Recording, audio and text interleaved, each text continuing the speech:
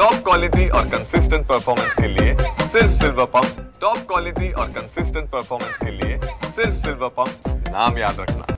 राज्याच्या माहिती आणि जनसंपर्क विभागाकडून राज्यभरामध्ये जवळपास 200 LED होर्डिंग जे आहेत ते उभे करण्याचा निर्णय घेण्यात आलेला आहे आणि त्यासाठी राज्य सरकारकडून शासकीय मान्यता देखील देण्यात आलेली आहे। या 200 LED होर्डिंग पैकी जवळपास तब्बल 140 LED होर्डिंग जे आहेत ते एसटीच्या आगारात उभे केले जाणार आहेत, परंतु एसटी प्रशासनाची या सगळ्या गोष्टीला जी आहे ती मान्यता नसल्याची माहिती जी आहे ती आता समोर येताना पाहायला मिळते।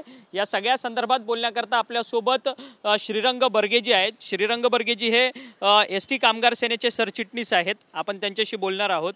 खरं तर श्रीरंग बर्गेजी, तुम्ही काँग्रेसचे कार्यकर्ते आहात आणि सातत्याने परिवहन विभाग असेल, एसटी विभाग असेल त्यामध्ये तुम्ही कार्यरत होता।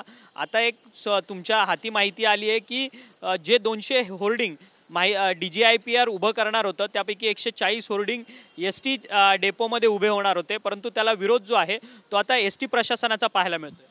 नाही, खरं तर एसटीला न विचारता 140 जागा त्यांनी स्वतःहून ताबा घेतला असं म्हणायला हरकत नाही आणि तशी निविदा त्यांनी काढलेली आहे। ह्याच्या प्रीबीडमध्ये जे पूर्वीचे जे आमचे ठेकेदार आहेत त्यांनी याला आक्षेप नोंदवला होता की आमचे अजून 5 वर्ष पूर्ण झालेले नाही आहेत, 2च वर्षे झाले आहेत। त्यांनी एसटी महामंडळाने पत्र दिलं होतं की आमच्या जागा तुम्हाला अशा परस्पर घेता येणार नाही, वेगळा पत्र दिलेलं आहे, पण त्यालाही न जुमानता अक्षरशः सरकारने दादागिरी करून या 140 जागा ताब्यात घेतलेल्या आहेत। खरं तर हे योग्य नाही आहे, कारण एसटी ही स्वायत्त संस्था आहे, इथे स्वतंत्र संचालक मंडळ आहे। संचालक मंडळाची मंजुरीशिवाय असे कुठलेही निर्णय घ्यायला नाही पाहिजे, पण सरकारने डायरेक्ट 140 जागा घेतल्या।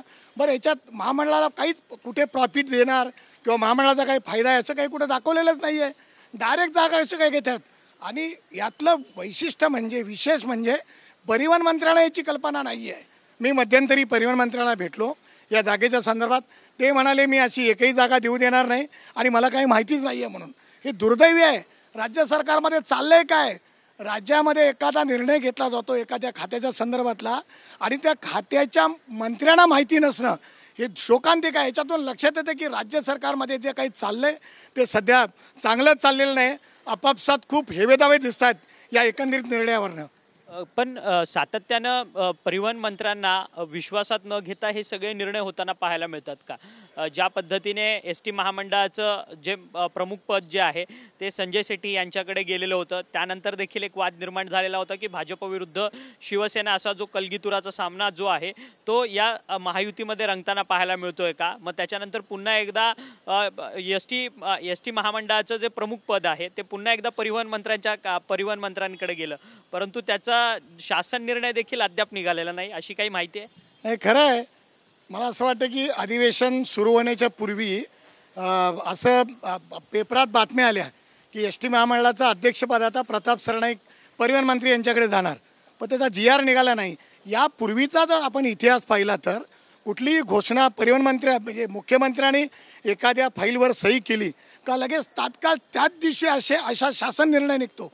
पण मला असं वाटतं की याच्यात काहीतरी मोठं गौडबंगाल आहे। मला असं वाटतं की याच्यामध्ये शिवसेना विरुद्ध BJP या 2 सत्ता पक्षामध्ये संघर्ष सुरू असल्याचं दिसतं आहे, कारण मग आतापर्यंत प्रताप सरनाईकांची अध्यक्ष म्हणून ऑर्डर का निघाली नाही हे लक्षात घ्या। आणि आता अजूनही संजय सेठीच एसटी महामंडळाचे चेअरमन आहेत आणि मग त्याच्यामुळं काय झालं आहे की मला असं वाटतं की सरकार सत्तेतला एक पक्ष की अधिकाराने हाताशी धरून मंत्र्यांना विश्वासात न घेता असे निर्णय घेतोय आणि त्यातलाच एक भाग हा 140 ज्या एसटीच्या जाहिरातीच्या जागा आहेत घेतलेल्या आहेत त्यातलाच एक भाग आहे, हा एक कटाचा भाग आहे।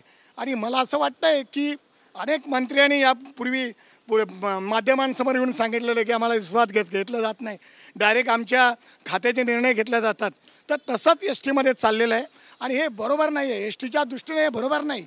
ह्या जागा जाणं, या जागाचा एक पैशाचा फायदा एसटी महामंडळाला न मिळणं किंवा ज्या पुरवठादारांनी पूर्वी ही टेंडर म्हणजे घेतलेले आहेत त्यांना न विश्वासात घेता असा निर्णय घेणं हे बरोबर नाही। याच्यामुळे एसटीच्या विश्वासार्हतेला तडा जातो आहे, कारण आता एसटीकडे जे बरेच वेंडर येत आहेत की त्यांना मधीच असं जर काढलं तर मग उद्या एस टीच्या विश्वासार्हतेचा पण प्रश्न येतोय. आणि एस टीचं मुख्य म्हणजे एस टीचं यातून लाखो रुपयाचं जे उत्पन्न मिळणार आहे ते थांबणार आहे. मग ते तरी सरकारने द्यावं, असं काहीतरी लेखी द्यावं आम्हाला, किंवा आमच्या व्यवस्थापनाची चर्चा करायला पाहिजे. काहीच केलं नाही. हे पत्र बाजूला फेकून दादागिरी करून DGI-PRने आमच्या 140 जागा ताब्यात घेण्याचा प्रयत्न केलेला आहे. पण मी तुम्हाला सांगतो, हे चालणार नाही. प्रसंगी आम्ही न्यायालयात जाऊ या संदर्भात, जे काही करता येईल. जोपर्यंत एस टीला याच्यातून आर्थिक फायदा शासन देणार नाही, तसं लेखी देणार नाही आम्ही, तोपर्यंत याला आमचा विरोध राहील, हे या ठिकाणी मी आपल्याला सांगतोय.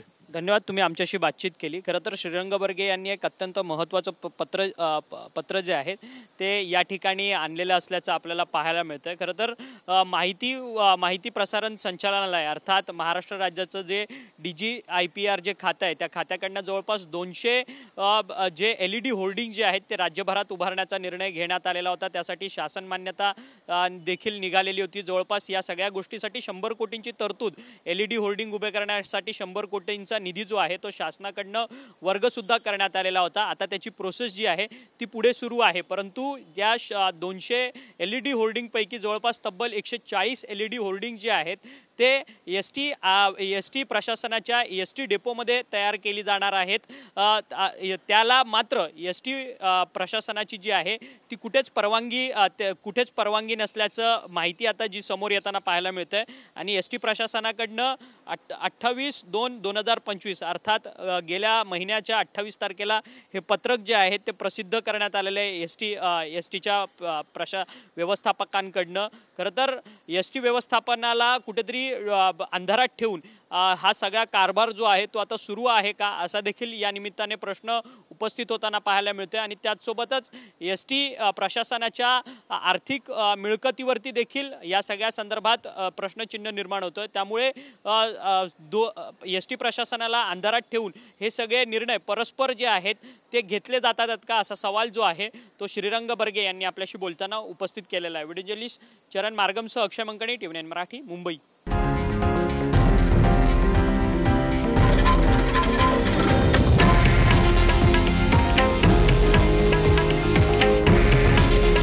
हे आहे देशातील नंबर 1 न्यूज नेटवर्क आणि आपण पाहत आहात TV9 मराठी.